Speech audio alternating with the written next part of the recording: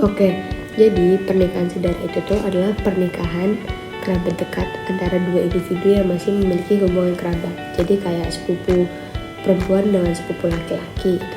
Nah, biasanya anak hasil hubungan saudara itu tuh akan memiliki keragaman genetik yang minim DNA-nya karena mereka mempunyai genetik yang hampir sama.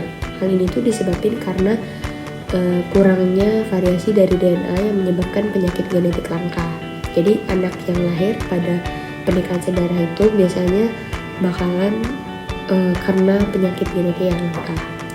Terus juga pernikahan saudara itu memiliki resiko yang tinggi mengalami cacat ketika anaknya lahir. Sekitar 40% anak hasil hubungan saudara itu berisiko mengalami kelainan yang bersifat defisit intelektual yang parah. Jadi kondisi itu rentan dialami oleh anak pernikahan saudara.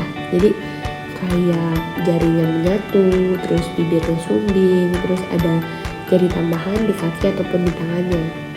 Selain itu juga anak yang lahir dari pernikahan saudara itu akan mengalami sistem imun yang lemah karena pernikahan saudara tuh mempunyai kesamaan genetik sekitar 50%. Karena kayak mereka nggak ada genetik yang berbeda yang bikin tubuh mereka jadi semakin kuat. Mereka jadinya imunnya lemah karena genetiknya tuh hampir sama. Akibatnya itu anak yang lahir dari pernikahan saudara tuh akan rentan mengalami sakit karena daya tahan tubuhnya tuh lemah, nggak kayak anak pada umumnya atau anak kayak biasanya. Secara genetik juga itu perkawinan saudara itu menghasilkan homozigositasi atau memiliki dua bentuk gen yang identik pada suatu individu gitu. Jadi dimana hal ini tuh bakal sangat merugikan bagi anak yang lahir nantinya.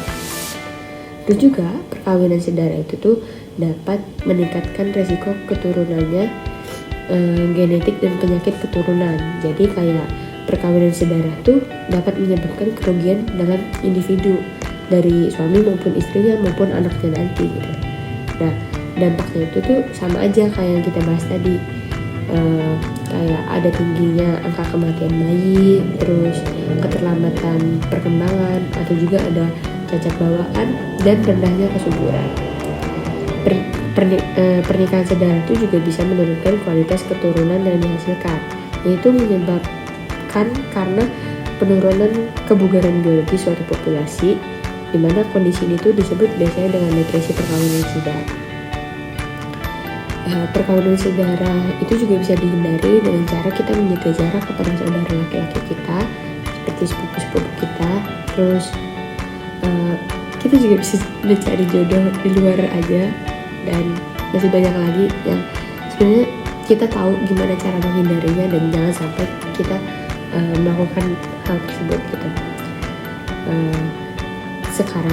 Sekarang tuh juga perkawinan saudara tuh udah bisa dibatalin secara hukum. Jadi tergantung apakah pernikahan tersebut tercatat di dalam KUA atau enggak. Jadi kita harus pintar-pintar menjaga diri kita agar hal ini tidak terjadi kepada kita.